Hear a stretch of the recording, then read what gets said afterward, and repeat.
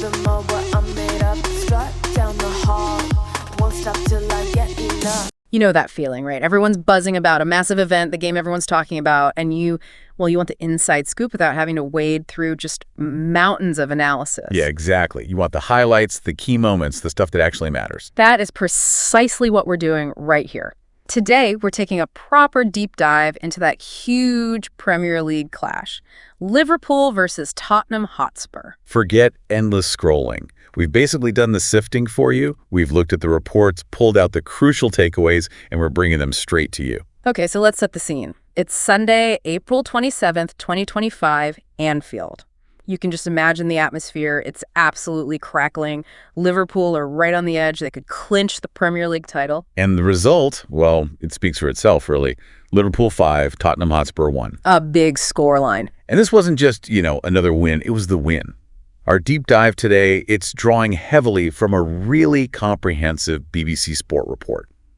And it shows how this dominant performance locked up the championship for Liverpool. Cue the celebrations. Oh, absolutely. Celebrations fans have been waiting a long, long time for, especially at home. Right. So our mission today is pretty clear, laser-focused even. We want to pull out the essential insights, the key context, what this title-deciding match really means. We'll give you that clear understanding, without getting bogged down in every single pass or tackle. Okay, let's get straight into it. The biggest thing first. The moment Liverpool actually clinched the title. Yeah, and what's really, really significant about this win is the history it carries. This makes it Liverpool's 20th top-flight title. 20. Wow. And that puts them level with Manchester United. Level. For the most top-flight titles in English football history. That is just monumental. It absolutely is. And it's not just the number, is it? Think about how long they've waited for this kind of celebration. Well, yeah, their last league title was 2019-20, which, okay, feels fairly recent. But the last time they actually celebrated winning the league with the fans, a full house at Anfield, that was way back in 1990. 35 years. That's incredible. So this win finally delivered that proper home celebration they've craved. And the report really paints a picture of the atmosphere after the final whistle. Pat and Evan called it simply beautiful.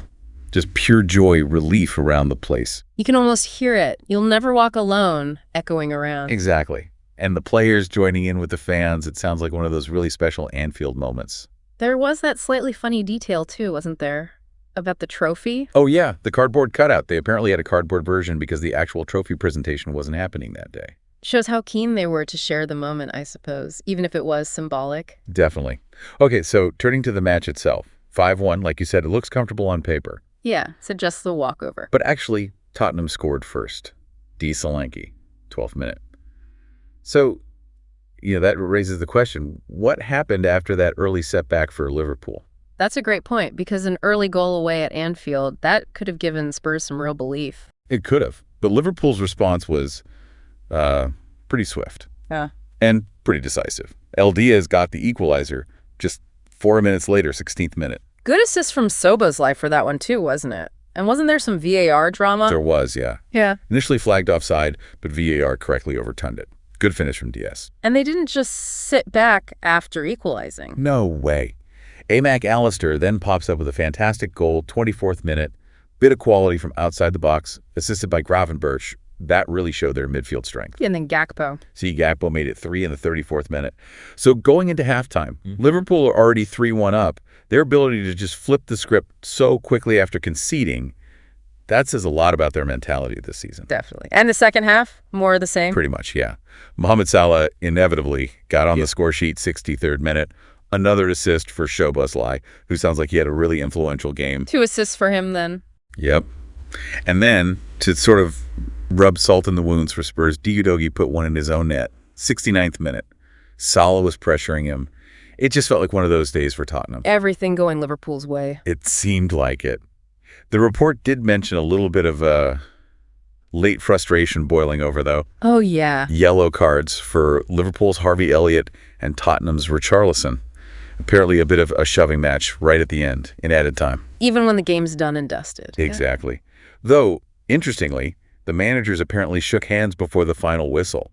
Maybe a sign of acceptance from the Spurs side, or just mutual respect. There was also that little nugget about Darwin Núñez, wasn't there? from Pat Nevin again. Ah, yes. Apparently, Nunez had a chance. Zalah was wide open for a pass, but Nunez went for goal himself and missed. And Nevin said, Something like, that's the problem with Darwin.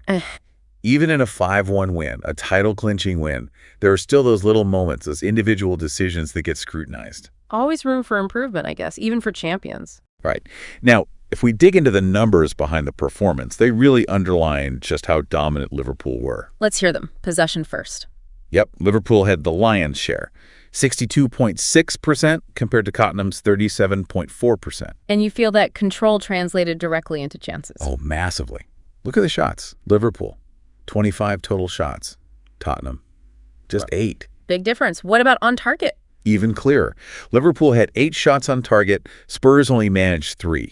So Liverpool weren't just shooting more. They were testing the keeper far more often. Makes sense. And what about the quality of those chances, the XG? Right, the expected goals. Yeah. This really tells a story. Liverpool's XG was 2.15. Tottenham's, a tiny 0.37. Wow, okay. So that confirms Liverpool were creating much, much better scoring opportunities, not just hopeful punts. Precisely. And another stat that jumps out is touches inside the opposition box. Always a good indicator of attacking pressure. Exactly. Liverpool had 36 touches inside Tottenham's box. 36. Tottenham only managed 14 in Liverpool's area. That paints a really clear picture, doesn't it? Liverpool constantly getting into dangerous positions. It really does. Tactically, the report mentions Liverpool sticking with their usual 4-2-3-1. Key players like Salah, Diaz doing the damage. In Spurs. They went with a 4-3-3, trying to get some midfield control maybe. But based on those stats, Liverpool's setup and more importantly their execution was just far superior on the day. Okay, let's zoom out again. The bigger picture. We've said it's the 20th title, the second Premier League era one. What does hitting this milestone level with United actually mean for a club like Liverpool? Oh, it's huge. It cements their legacy, reinforces their status as, absolute royalty in English football. And remember, they only needed a point here. Right, a draw would have done it. But to go out and win 5-1 to seal it, that sends a real message. Plus, think about the manager Arne. First season, following Klopp. That's immense pressure to deliver the title straight away. Very impressive. Definitely adds another layer to it. And the contrast between the teams coming into this game was just vast, wasn't it? Yeah, stark is the word. Liverpool top, cruising on 82 points. Tottenham way down in 16th with 37 points. It's a 35-point gap before this match. Tells you everything about their respective seasons. And the history of this fixture kind of backed up the result, too. It did. Liverpool's home record against Spurs is incredibly strong. Unbeaten in the last 15 home games against them, all competitions. So Spurs haven't traveled well to Anfield for a long time. Not at all. Their recent Premier League record against Liverpool generally has been poor. So while 5-1 is emphatic, the actual outcome wasn't maybe a complete shock given the history and current form. Still, conceding 10 goals against one opponent in a single season, which the report says Spurs have now done against Liverpool. That's pretty damning. It is. And that 45-point gap before the game, apparently that's the second highest points difference Tottenham have ever faced against an opponent going into a Premier League match. Really puts their struggles this season into sharp focus. It does. On the flip side, there are some positive stats for Liverpool from this win, too. Well, they've now matched their total number of league wins from last season, 24 wins. And they could still equal their points total of 82 with 4 games left to play. So, potential to finish even stronger. What about Spurs' negative stats? Yeah, this was their 18th league defeat this season. They're getting close to some of their worst ever Premier League loss records from back in 93-94 and 03-04. Not the direction they want to be heading. Ouch. Meanwhile, Liverpool just keeps scoring, don't they? Relentlessly. Yeah. That's 29 Premier League games in a row they've scored in now. Incredible consistency. And Mo Salah loves playing Spurs, clearly. Doesn't he just? 15 goals against them now in all competitions. He must relish this fixture. Also a nice little milestone for Luis Diaz on the day, too. That's right, yeah. His 100th Premier League appearance. Nice way to mark it. Clinching the title with a goal. And finally, there was that slightly weird stat about Richarlison. Oh, the Richarlison curse, almost. He's actually scored in a few recent games for Tottenham, but they've lost every single one of them. That's bizarre. Really sums up their struggles. Even when individuals do okay, the team result isn't there. Exactly. It highlights that disconnect between, individual moments and the overall team performance and result. And the report even touched on fan feeling. Just a snippet, yeah. A Spurs fan called Gary quoted, sounding pretty disillusioned, even suggested the manager, Ange Postecoglou, might think about leaving because things are so negative. Wow, that shows the depth of the frustration there, contrasting sharply with the scenes at Anfield. Completely different worlds right now. So, yeah, bringing it all together, this deep dive, looking mainly at that BBC Sport report, it's clear Liverpool's 5-1 win wasn't just 3 points. Not by a long shot. It was the moment they sealed the Premier League. A truly historic 20th top-flight title. Absolutely. The key takeaways have to be that dominant scoreline, the huge significance of hitting 20 titles drawing level with United, and of course that long-awaited proper home celebration at Anfield. Those are the headlines. And maybe that stat about Spurs conceding 10 goals to Liverpool this season, that really underlines the gulf on the day and maybe across the season. Yeah. Which kind of leads us to a final thought for you, the listener, to mull over. Right. When you consider these vastly different seasons, Liverpool's dominance in this specific fixture over the years, what does this result really tell us about the Premier League's current landscape? And maybe, what are the big challenges facing Tottenham now? How do they rebuild from here? And on the flip side, what are the wider implications of Liverpool hitting that massive 20-title milestone? Definitely some things to think about beyond just this one admittedly huge result.